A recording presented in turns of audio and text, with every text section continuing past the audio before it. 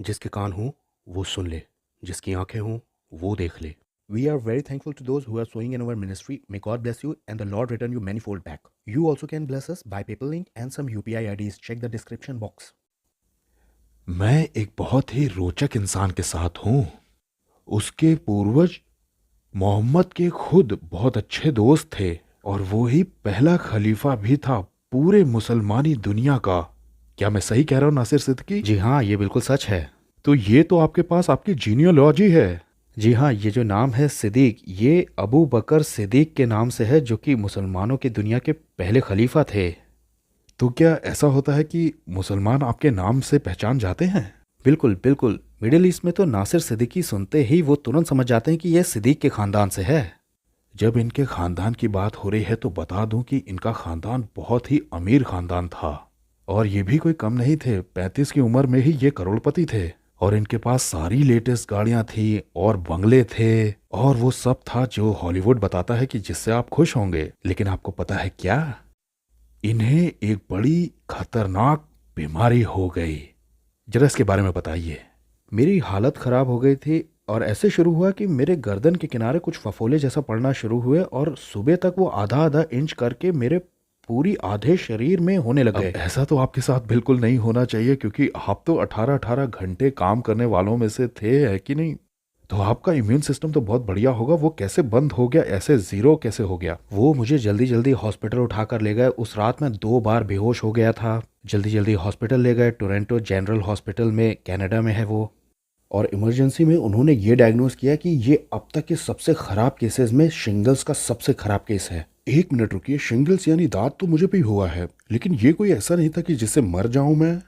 हाँ, ये वाला जो था मेरे सिर से लेकर के मेरे पूरे चेहरे से लेकर मेरे कान के पीछे से और पूरे यहाँ शोल्डर तक आ गया था। जब उन्होंने मुझे हॉस्पिटल में एडमिट किया तो अगले दिन सुबह तक मेरा ये वाला कान बिल्कुल शोल्डर तक आ गया था, फूल कर गुब्बारे की तरह। मैं बिल्कुल कोढ़ी लग रहा था, इस तरफ से बिल्कुल ख़राब हो गया था और मेरे इम्यून सिस्टम ने बिल्कुल लड़ना बंद कर दिया था। आपके पास उसकी एक तस्वीर भी है, तो क्या आप उसे हाँ, दिखाना मैं चाहेंगे? बिल्कुल दिखाऊंगा। मैं कुछ इस तरह का दिख रहा था उस हॉस्पिटल के कमरे में। फफोले 1-1 इंच के थे, चेचक के, और मुझे तापमान 107 डिग्री था। मेरा ब्रेन खराब हो रहा था, हाइपोथर्मिया हो गया था। इस कंडीशन में उन्होंने मरने के लिए मुझे छोड़ दिया।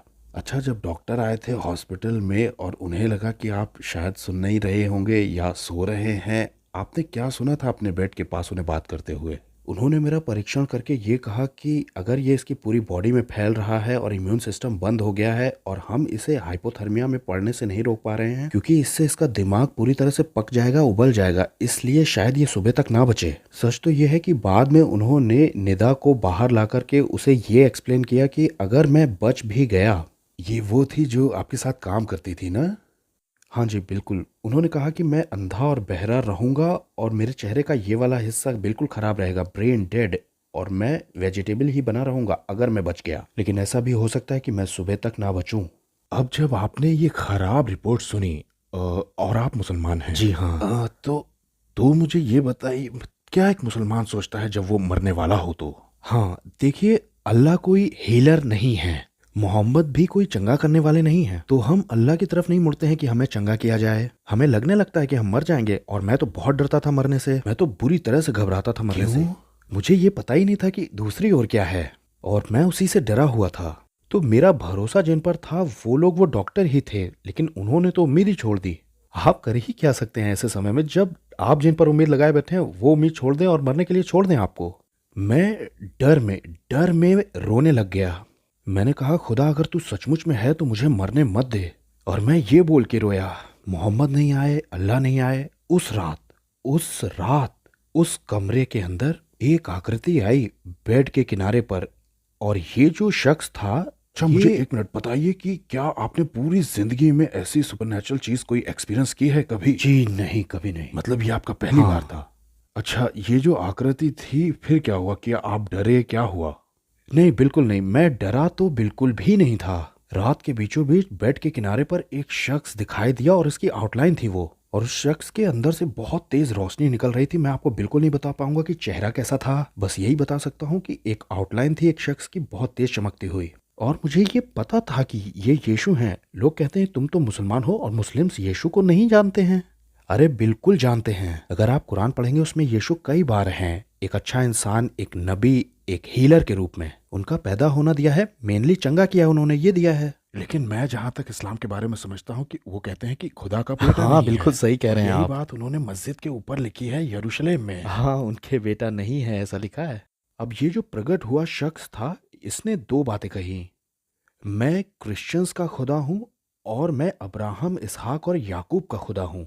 एक मिनट रुकिए, आप मुसलमान थे तो आपके हिसाब से अब्राहम, इश्माइल और याकूब होना हाँ चाहिए। इश्माइल होना चाहिए था जो कि पहले पैदा हुआ था, लेकिन ऐसा उस शख्स ने नहीं कहा। मतलब अब्राहम और इसहाक, और ये मेरे लिए बहुत मतलब रखता था। और इससे भी ज्यादा चकराने वाला था कि अगले ही दिन वो ही डॉक्टर्स आए और उन्होंने कहा हमें समझ में नहीं आ रहा है कि क्या हुआ है, ये मिरेकल हो गया है, ये अब कम होने की तरफ बढ़ रहा है, ये अब बढ़ने की बजाय ये घट रहा है, ऐसा हो रहा है।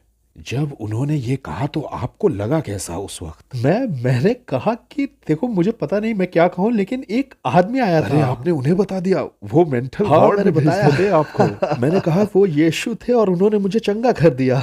ये बात एक मुसलमान कह रहा है, वो तो हटा देते आपको।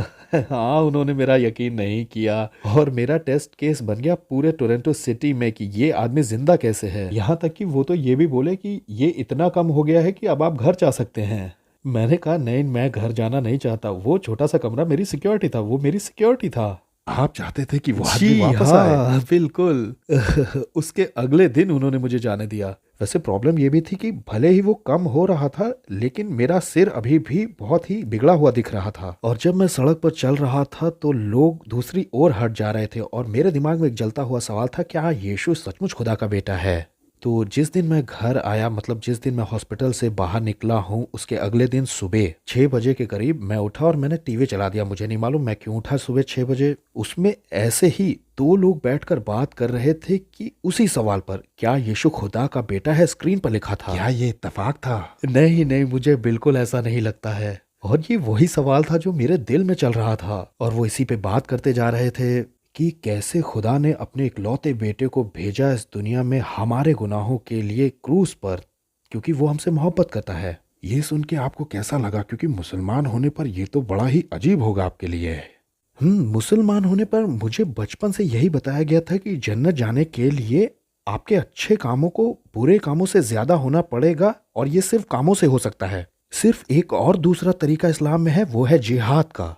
जिहाद ये होता है कि आप अपने मकसद के लिए मर जाते हैं, आप अपने खुदा के लिए मरते हैं। और यहाँ पे मैं इन दो लोगों को ये बात करते हुए सुन रहा हूँ कि आपको आपके खुदा के लिए मरना नहीं है, बल्कि ये कि आपका खुदा आपके लिए मरा है।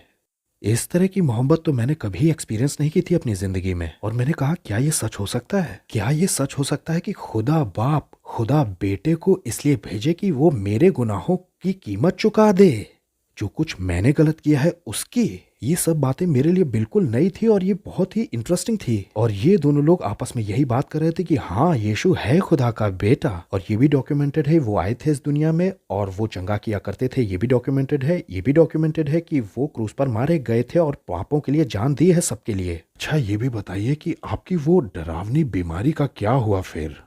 हाँ उस दिन जब वो प्रोग्राम खत्म हुआ तो मैं अपने घुटनों पर आ गया और उन लोगों ने दुआ की थी। आखिर में मैंने यीशु को अपनी ज़िंदगी का मालिक बनाया। उस दिन मैं जैसा दिखाई देता था, मैंने अपनी एक पुरानी तस्वीर निकाली और मैंने उस यीशु से दुआ करनी शुरू कर दी कि क्या आप मुझे वैसा पहले जैसा बना सकते हैं। मैं 75 साल का लगने लग गया हूँ, मेरा चेहरा पूरा बूढ़ा हो गया है। 5 दिन के बाद जब मैं सुबह 5 बजे एक दिन उठा, डॉक्टरों ने तो ये कहा था कि उन फफोलों को छूना नहीं क्योंकि ये संक्रमित हैं, और वो कुछ मेरे तकिए पे पड़े थे। तो मैंने रात के बीच में उसे कभी नहीं छुआ, लेकिन मैं आधे घंटे तक शॉवर के नीचे खड़ा हुआ और मेरे चेहरे से, आंख के पास से, कान के पास से सब कुछ एक एक करके वो सारे फफोले गिर पड़े और मेरी खाल बिल्कुल लाल कच्चे मांस की तरह थी। और डॉक्टर ने कहा कि तुम्हें सफ़ेद चकत्ते पड़ जाएंगे, लेकिन आप देख सकते हैं बिल्कुल भी नहीं है। तो क्या आपको कभी ये शक हुआ कि यीशु अब्राहम का, इसहाक का और याकूब का खुदा है और वही खुदा का बेटा भी जी है? नहीं, कभी भी नहीं हुआ, मुझे इस पे कभी शक नहीं हुआ।